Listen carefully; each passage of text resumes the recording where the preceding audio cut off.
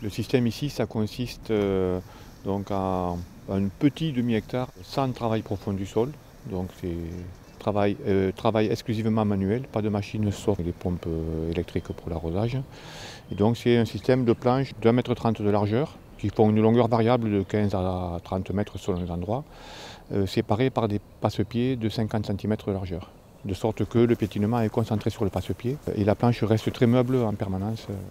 On est deux à travailler sur la ferme, mon épouse et moi, c'est-à-dire 35-40 heures par semaine pendant 6 à 8 mois de saison. Et par contre, beaucoup moins en hiver, parce qu'on a fait le choix de produire à l'extérieur, quasiment sans serre, et de travailler moins en hiver pour avoir du temps à consacrer à autre chose. Alors pour la maîtrise des adventices, on a un jeu de plusieurs techniques. La première, la plus importante pour nous, sur les 3/4 du jardin, c'est le mulch plus ou moins systématique sur les cultures.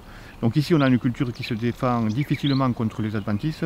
On a déposé il y a 5 ou 6 semaines ce gazon sur 5 à 6 cm d'épaisseur. Et ça suffit pour interdire la germination de la quasi-totalité des adventices. La seconde technique, c'est le paillage plastique qu'on utilise sur des cultures à grand espacement comme les courges ou les tomates. Ça occupe à peu près 10% de la surface du jardin. La troisième, c'est le sarclage classique manuel sur sol nu. On l'utilise pour les carottes notamment. Alors ici, ce mulch, on voit que la couche, ça c'est des vieilles herbes arrachées, ça c'est du gazon. On voit que la couche est assez épaisse et donc dessous, ça interdit aux plantes de germer et de pousser. Et par contre, ça nourrit, là on voit les vers de terre, déjà les petits vers de fumier. Et on va voir des petites limaces, on va voir des cloportes. Donc tout ça en fait, surtout maintenant que la température va augmenter, toute cette vie va se mettre à grouiller. Et en même temps, cette masse de végétation va se décomposer. Et en se décomposant, elle va libérer en fait tout son contenu en azote, en phosphore, en potasse, en oligo-éléments. Le troisième effet, c'est qu'on économise un peu d'eau d'irrigation.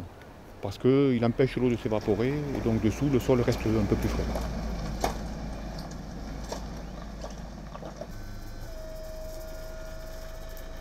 Alors le mulch, on l'obtient du jardinier paysagiste du village qui nous fournit toute l'année du bois broyé et du gazon, gratuitement parce que ça l'arrange en fait.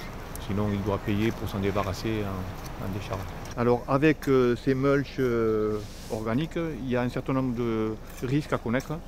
Nous ce qu'on a identifié, ce qui est très connu, c'est avec le bois broyé frais, un risque de fin d'azote ou disons de blocage de la croissance des plantes qu'on plante à travers.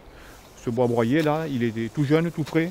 Et donc ça, déposé sur un sol froid et humide, ça mobilise l'azote pour entamer sa décomposition et ça empêche les végétaux de pousser. On l'a observé plusieurs fois.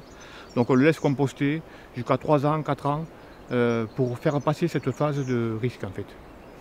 Et avec le gazon, quand il est chaud, il dégage de l'ammoniac ou des vapeurs, des gaz toxiques et il peut intoxiquer et brûler le feuillage des plantes sur lesquelles on l'applique. À quel moment déposer le mulch? On peut le déposer un peu quand on veut, mais avec certaines précautions.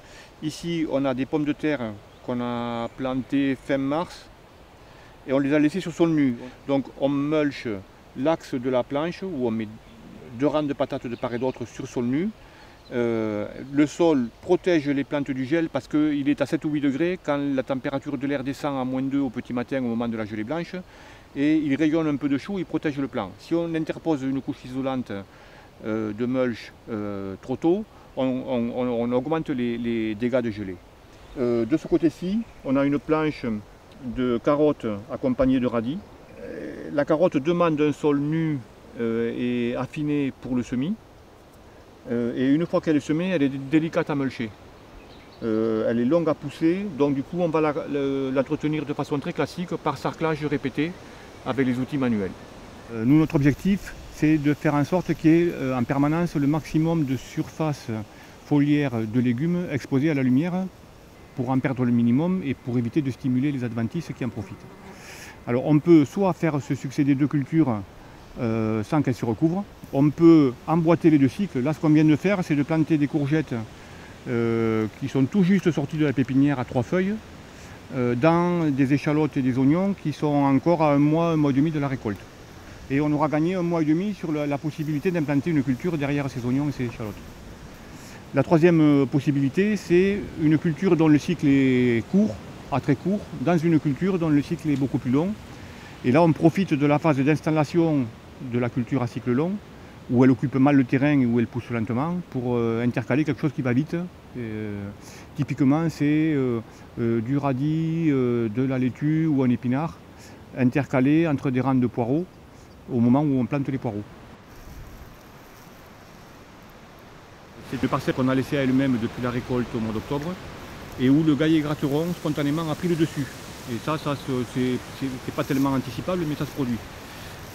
Cette plante, on sait qu'elle va sécher au mois de juillet et là on tente le coup cette année, c'est la première fois.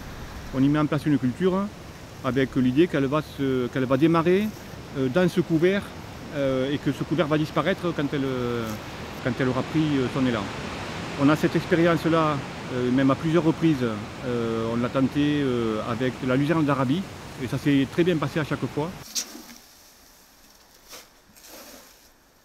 Alors ici, on est en train d'étouffer une végétation vigoureuse sous le mulch. Et pour être efficace, vu qu'on n'apporte pas une quantité colossale de mulch, on commence par le calmer avec le papier craft. Et le papier craft plus le mulch posé dessus, on est à peu près sûr que dans les 15 jours dessous, il va crever. Et là, tout de suite, après, on peut planter.